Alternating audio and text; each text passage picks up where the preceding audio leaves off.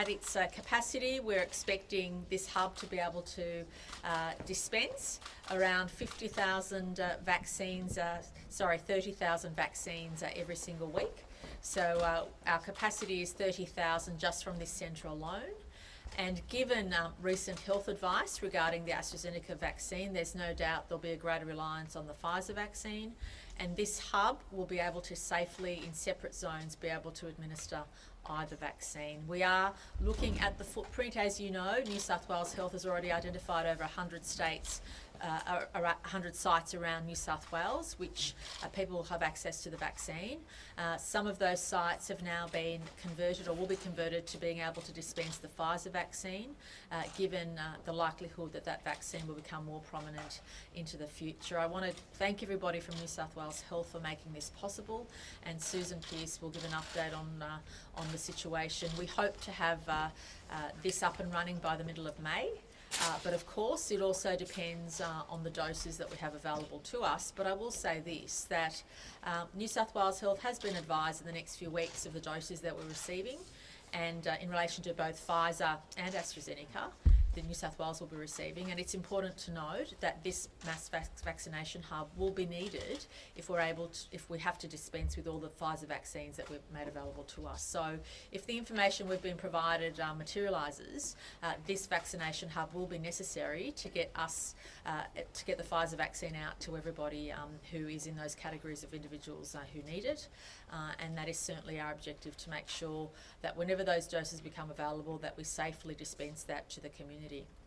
It's also important to note that everybody must continue to follow the health advice, and we're also working very closely with the GP network in New South Wales. Traditionally, New South Wales has an extremely strong GP network.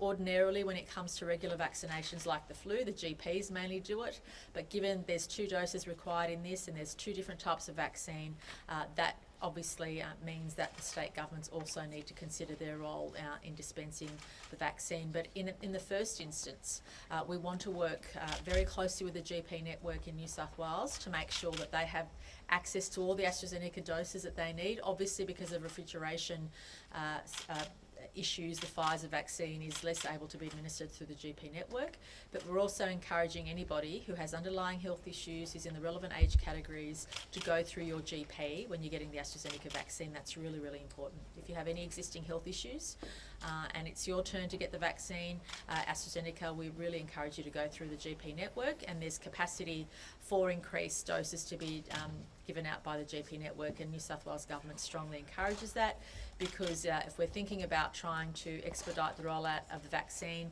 in a safe way, we need to make sure the GP network is utilised, as well as anything that we can do from a New South Wales Government perspective to complement those services. I'll now ask Minister Hazzard to say a few words, then Susan Pearce, and then Dr Chant will provide an update on various health issues regarding COVID. Thank you. Thanks very much.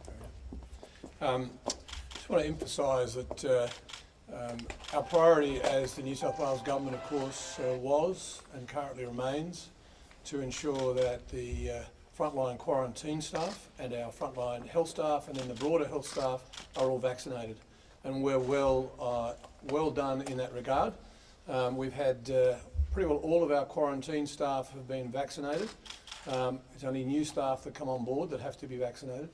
And of roughly 140,000 health staff, we have completed all but about 50 to 60,000 across New South Wales. So as we progress, we obviously will be looking to move into the other areas that the federal government has asked us to look at. But in the first instance, as the Premier has said, in the first instance, your GP is your port of call. So if you're not, or if you are a resident of New South Wales, you should be chatting to your GP in the first instance. If you don't have a GP, well, of course, there'll be some backup through the provisions of the services that will be available from the New South Wales Government, as we have offered and now working more with the federal government to broaden the group into the groups that the federal government were going to be doing.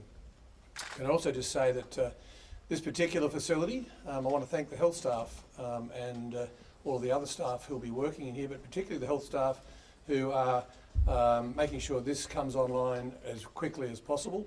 It's a very big task to produce a new mass vaccination centre.